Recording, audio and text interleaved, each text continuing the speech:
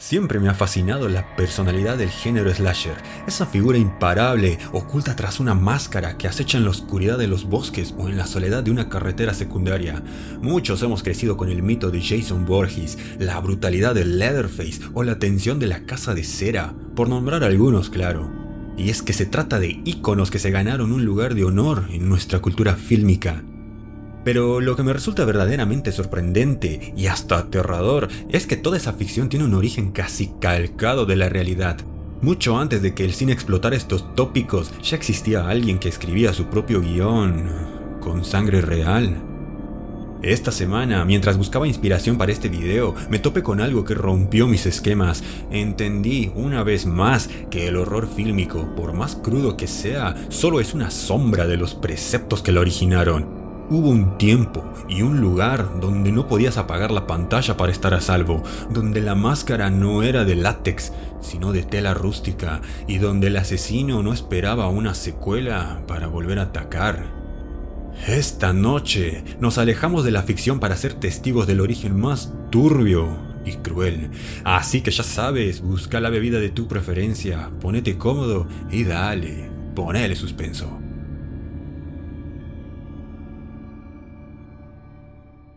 Jimmy Hollis y Mary Jean Larey estaban en un callejón de amantes, un lugar donde la privacidad era el único lujo. De repente, una linterna cegadora iluminó su auto. Un hombre con una bolsa de tela blanca sobre la cabeza, con agujeros toscos para los ojos, les ordenó bajar. No buscaba dinero, buscaba destrucción. Jimmy fue golpeado con tal saña que su cráneo se fracturó en 3 partes. A Mary la obligaron a correr antes de ser alcanzada y agredida sexualmente de una forma indescriptible con el cañón de una pistola. Ambos sobrevivieron, pero le dieron al mundo la primera pieza del rompecabezas. La imagen de un hombre alto, sin rostro, que disfrutaba con el dolor ajeno. Había nacido el slasher de la vida real.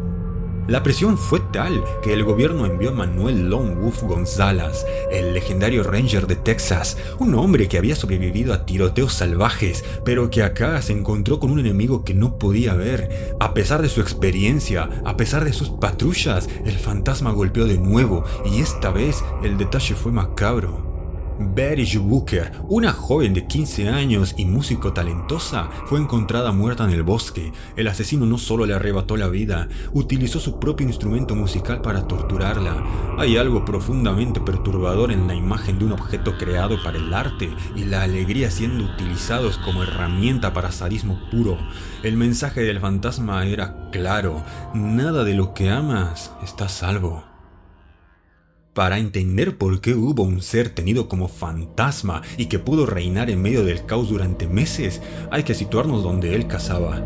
Texarkana no es una ciudad común, es un lugar partido a la mitad por la State Line Avenue. De un lado, Texas, del otro, Arkansas. En 1946, esta frontera no era solo una línea en el mapa, era una pesadilla logística. El asesino, infame protagonista de esta historia, era meticuloso, o quizás simplemente conocía bien el sistema. Sabía que si cometía un crimen en el lado de Texas y cruzaba la calle hacia Arkansas, la policía que lo perseguía perdía toda jurisdicción. Las radios no se comunicaban, los reportes se perdían entre papeleo burocrático, y los oficiales se peleaban por quién debía liderar la investigación.